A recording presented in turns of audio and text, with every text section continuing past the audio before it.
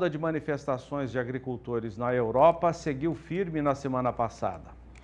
Agricultores belgas protestaram em frente ao Consulado-Geral do Brasil, na Bélgica, contra as importações de produtos brasileiros.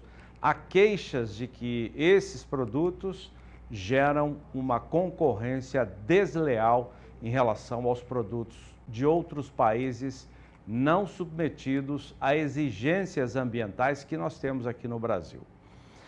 Outro item das manifestações, outra queixa, são os altos custos do óleo diesel, que esses custos encarecem muito a produção dos europeus. Para atualizar essa onda de manifestações e protestos, nós vamos conversar com a integrante do Conselho Científico Agrosustentável, doutora Roberta Zug. Ela está em Luxemburgo, na Europa. O cenário, ele tem um lado negativo muito forte, né? Porque o Brasil acabou sendo o epicentro da discussão, das questões ligadas a esse acordo bilateral Mercosul e União Europeia, exatamente por sermos o principal player, né? O maior país que pode, de fato, fazer frente aos produtos aqui europeus.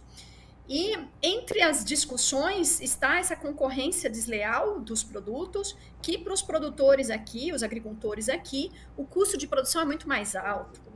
Quando a gente coloca numa balança, por exemplo, o custo de um assalariado, né, o salário mínimo aqui, eu vou usar o exemplo de Luxemburgo, que é um pequeno país, mas está incrustado entre Bélgica, França e Alemanha, o salário mínimo está em torno de 2.500 euros.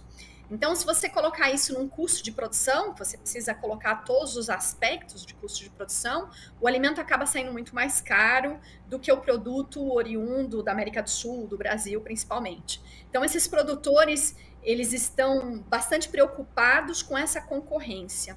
Há outras questões, como questão ambiental, ou mesmo o uso de antibióticos, que aqui existe uma restrição muito grande, e os países do Mercosul ainda não limitaram, por exemplo, o uso de antibióticos para promotor de crescimento, né? Principalmente na área de suinocultura e avicultura, é usado ainda como promotor de crescimento antibióticos em doses mais baixas e que aqui é proibido na Europa. Então, existem esses entraves, essas diferenças, e que os produtores falam, nós estamos cercados de regras e essas regras não estão sendo exigidas para esses outros produtores. E o Brasil, claro, é sempre lembrado, né? Então, do Brasil, aí tem o problema da Amazônia, existe toda uma divulgação muito negativa em relação ao cumprimento de questões ambientais, questões sociais também, né? De distribuição de renda ao longo da cadeia. Então, esses questionamentos estão sendo colocados. E o custo de produção, porque o diesel ele era subsidiado e eles estão com uma proposta de gradativamente retirando esse subsídio. Aqui, a produção normalmente é muito mecanizada, até pelo custo que você tem de um funcionário, então esse diesel acaba impactando demais no custo de produção. Vai aumentar ainda mais o valor do produto final. Então, essa é o centro das discussões. E a gente já está com desabastecimento aqui em Luxemburgo. Luxemburgo traz muito produtos de fora. Eu fui no supermercado, eram gôndolas vazias, nem na Covid se viu algo desse modo, né? Então, exatamente, isso é filmagem aqui, pertinho de casa. Ainda não tem previsão de regular. Existem outros supermercados que têm mais produção local e que têm distribuidores aqui, né, centros de distribuição, e que estão conseguindo manter os seus produtos. Mas outros, como esse aí, que é uma cadeia francesa, ele não, assim, gôndolas e gôndolas vazias, e é até impactante para a gente enxergar. Então, esse é um ponto, e esse cenário, ele não é só visto aqui, ele é visto em outros países, já que você tem essas cadeias de supermercados, uma cadeia belga, ela vende na França, vende na Alemanha, e essa distribuição realmente, ela foi cessada, porque as estradas, elas estão fechadas. Eles fecharam muito dessas estradas, e isso impacta no consumidor, que é realmente chamar atenção para o consumidor, né? E eles conseguiram, de fato. Esse é o cenário que a gente tem de vários países aqui da Europa. A França é quem tem batido mais de frente, sinalizado de que não quer o acordo, e eu acredito que vamos ter que negociar alguns ajustes para que o acordo, de fato, seja positivo para os dois lados. Agora, como é a reação da população que está acompanhando essa onda de manifestações e, ao mesmo tempo, está vendo o supermercado vazio, as gôndolas se esvaziando cada dia mais? Como é que é a reação do cidadão que não é da produção? Isso até me surpreendeu, né? Porque hoje a gente consegue saber o que as pessoas pensam, mesmo pessoas que não sejam do seu círculo, né? Porque tem grupos de WhatsApp, de Facebook, e me surpreendeu muito grupos que tem de brasileiros, por exemplo, aqui, com mais de 500 pessoas, e foi colocado esse ponto e que alguns falaram, não, a gente tem que concordar com isso, existe um custo de produção e seria um preço a ser pago. Isso me surpreendeu de escutar de pessoas que não são ligadas ao setor agropecuário. Outros criticando, afinal de contas, é muito difícil você chegar no supermercado e não ter o produto que você está esperando, né? Principalmente os frios, né? Que tem a cadeia do frio, que é um controle.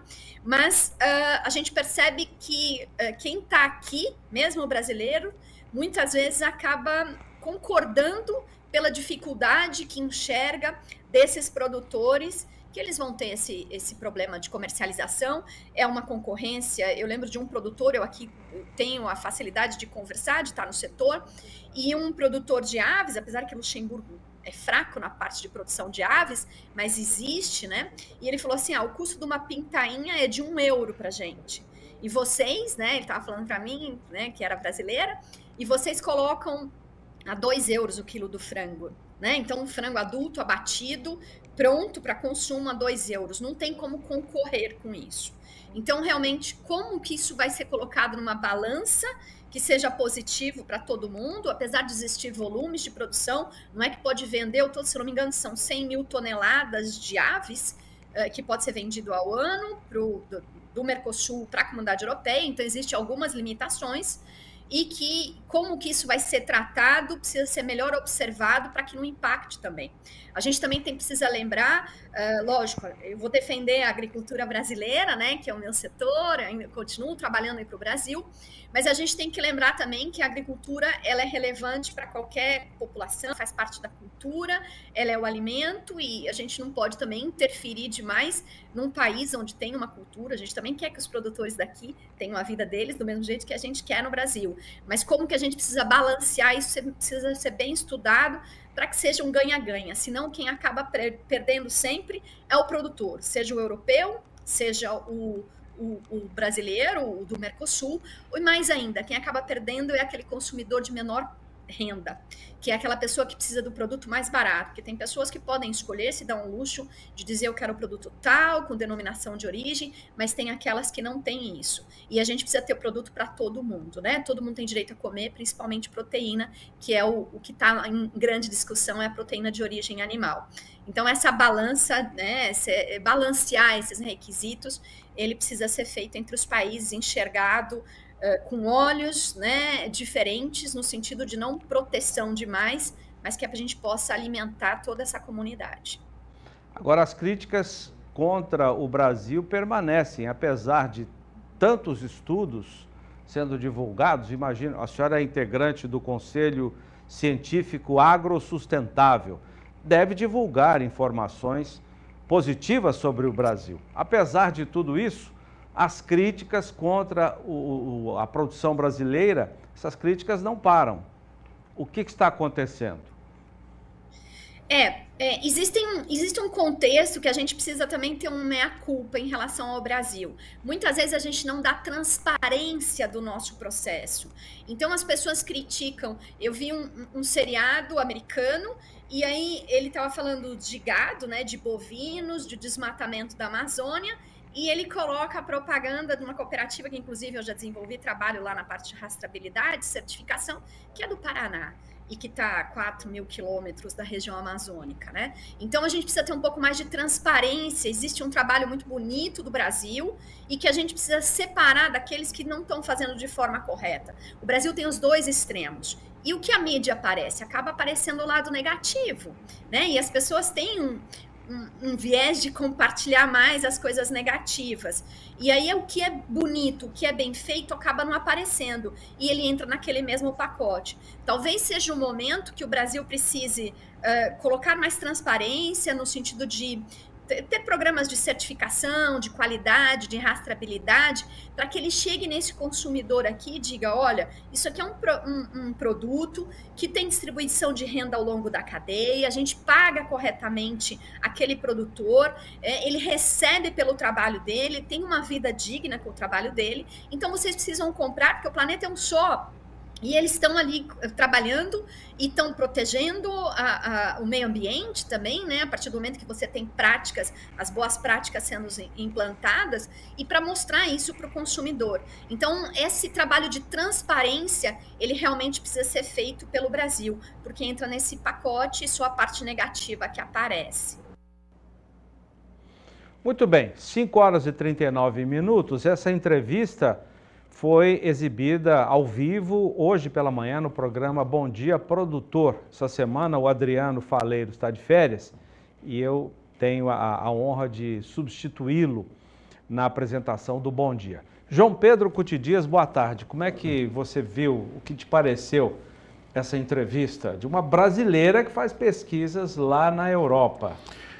Ledan, a grande questão é a seguinte, o produtor europeu, ele tem realmente um custo bem maior que nós, mas também a questão de produtividade. Qual é o país do mundo que um produtor consegue produzir 3.600, 4.000 quilos de soja e no mesmo ano produzir mais 6.000 quilos de milho, 10 toneladas por hectare? Pouquíssimos países do mundo conseguem fazer isso. O Brasil conseguiu. O Brasil evoluiu muito. Infelizmente, a nossa comunicação falha.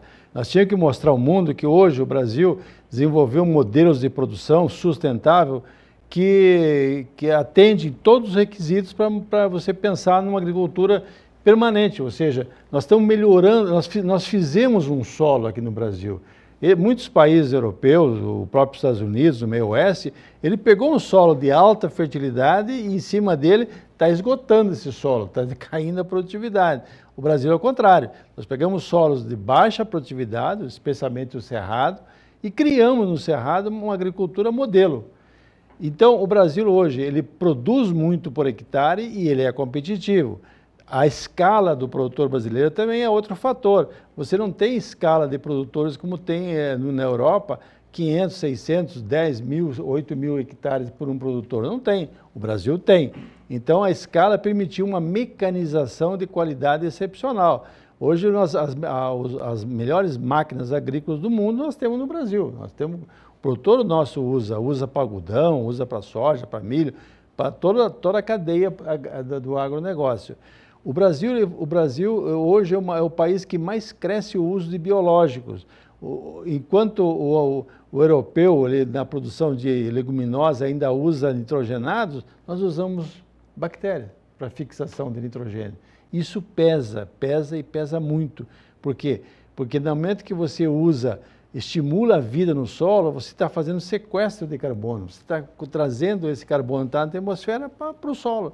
E ela falou, João Pedro, que há essa divulgação do dado positivo do Brasil, mas, segundo ela, falta transparência. O que será que ela quis dizer com isso? João Olha, Pedro? eu acho que a máquina, tanto a cadeia do agronegócio do Brasil, os órgãos do governo, a Apex, os órgãos diplomados, a diplomacia brasileira, ela teria que ser mais agressiva lá fora.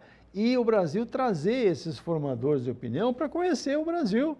Eles falam, o pessoal lá do Paraná, o nosso secretário aqui do Mato Grosso do Sul, na COP lá de Glasgow, ele para fazer a apresentação dele tinha que colocar embaixo, Mato Grosso do Sul, estado do Pantanal, porque todo mundo só falava Amazônia.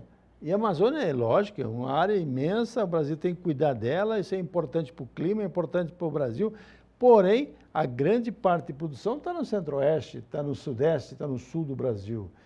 Quando o pessoal fala que o setor rural brasileiro não dá condições de um bom desenvolvimento humano, é uma mentira. Se você olhar hoje os principais polos de agropecuários do Brasil, no Paraná, Rio Grande do Sul, Mato Grosso do Sul, Mato Grosso, enfim, toda a região produtora, você tem os melhores índices de desenvolvimento humano, porque você tem um bom sistema de saúde, um bom sistema educacional, um bom mercado de trabalho, renda. Então, o Brasil hoje ele criou uma classe média rural.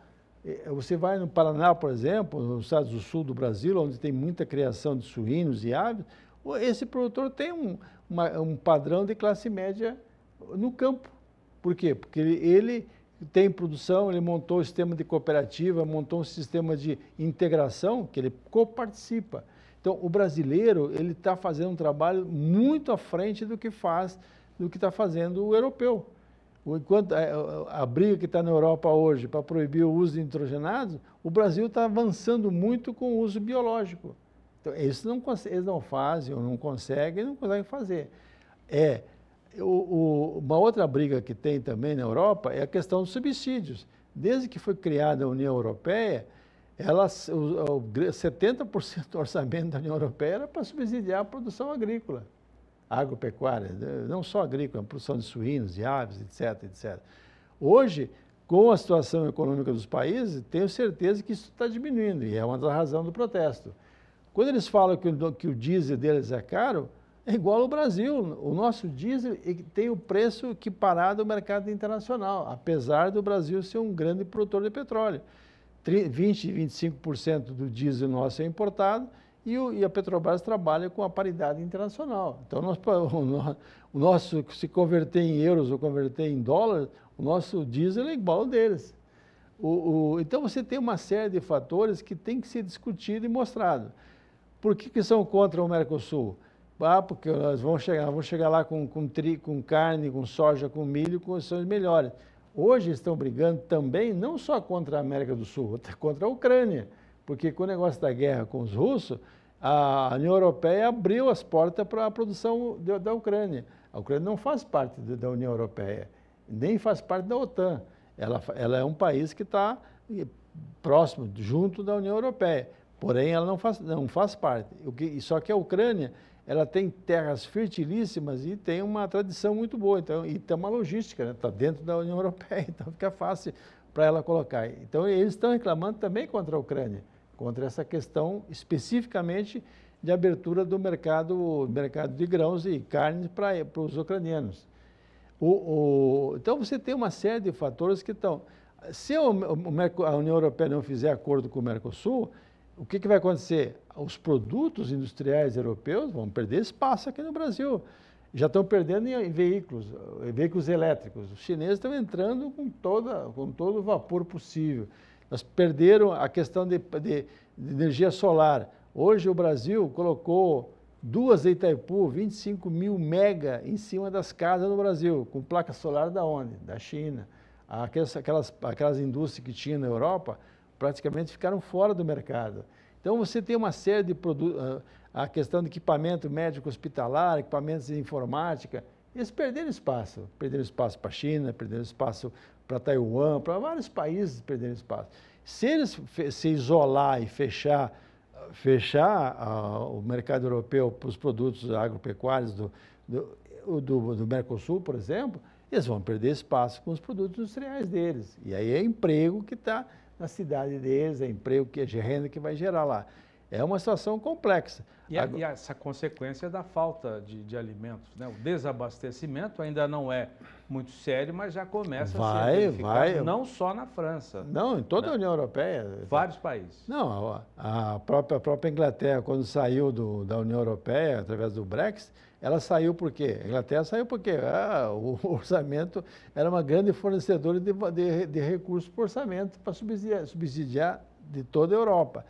Ela sentiu também. A hora que ela saiu da Europa, da União Europeia, a grande parte da mão de obra rural desses países é gente que veio da Tchecoslováquia, da Alemanha Oriental, da Polônia, pessoas de boa capacidade que nos países comunistas estavam numa miséria desgraçada, vieram para a Europa, já que faziam parte da União Europeia. Então, hoje, essa mão de obra, com certeza, já está um pouco mais madura e os jovens talvez não tenham vindo com a mesma intensidade para trabalhar nas fazendas na União Europeia. Então, Então tem uma série de questões que tem que ser discutidas. Só botar a culpa no Brasil ou botar a culpa na Amazônia é muito prático para eles.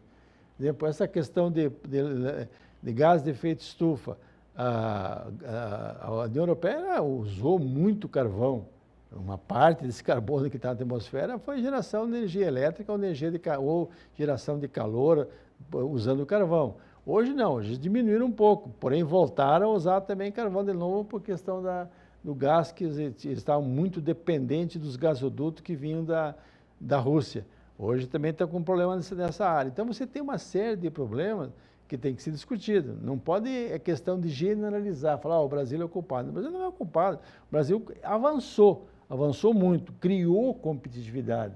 Se nós olharmos 50 anos atrás, menos, 2.000 anos, 20 e poucos anos atrás, na virada do século, o Brasil ainda importava trigo, importava milho, importava uma série de produtos. Hoje nós somos grandes exportadores disso aí, porque criamos uma tecnologia tropical. Esse pessoal que está nos assistindo evoluiu. Nós produzimos 30 sacos de soja por hectare, 32, 35, hoje já tem produtor que produz 70 sacos, dobramos.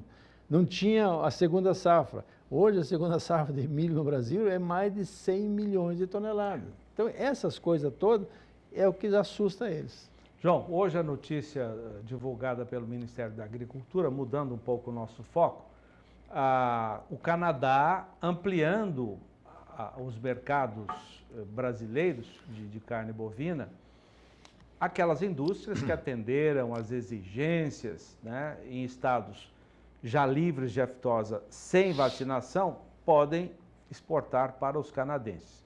Como é que você avalia essa decisão do Canadá, que já é um importador, não está entre os maiores, mas é um mercado que pode crescer? Essa é uma demonstração inequívoca que o Brasil tem produtos de qualidade, usa protocolos de produção, ele respeita o bem-estar animal, uma série de fatores que num país extremamente evoluído, como é o caso do Canadá, eles levam em conta. Então, a hora que eles abrem o mercado para o nosso suíno, para o nosso boi, é sinal que eles acreditam no Brasil, que sabe a qualidade nossa. Então, hoje o Brasil está avançando muito em muitos países, especialmente na Ásia. Por quê? Porque nós temos quantidade e temos qualidade. Essa conversa de contaminação, olha, é impossível. Um país como o nosso, que nós exportamos 5 milhões de toneladas de carne de frango, de aves. Eu acho que o chinês, o tailandês, sei lá, quem quiser, não vai fazer análise desse produto? Claro que vai fazer análise. Isso não tem nada que comprometa, ao contrário, eles veem a produção brasileira de maneira sustentável. Qual é o país do mundo que cria boi em cima de capim quase o tempo inteiro? Poucos países. O Uruguai faz, a Argentina no Pampa faz, mas em volume, em quantidade, é o Brasil. Nós temos o boi verde e amarelo. Ele morre 90% do tempo em cima de capim. Na reta final dá uma terminação dele, bota um grão, um coxo no coxo para dar um bom acabamento. Então, a indústria frigorífica nossa, acho que não fica a dever nenhuma indústria do mundo, em termos de qualidade, de sanidade. O Brasil é um país aberto. De um caso de um animal lá no Pará, nós notificamos, olha, surgiu um caso de encefalopatia atípica e a China trancou. Fazia parte do protocolo nosso, fizemos o que tinha que fazer. Então, o Brasil é aberto, ao contrário de outros países que botam o tapete em cima da sujeira. Então, essas variáveis, quando a gente abre o mercado, cada vez mais abrindo o mercado, primeiro, eles compram por quê? Porque nós temos produto de qualidade. Segundo, acreditam na questão sanitária. E nós temos volume. Se precisar aumentar, o Brasil consegue atender a demanda.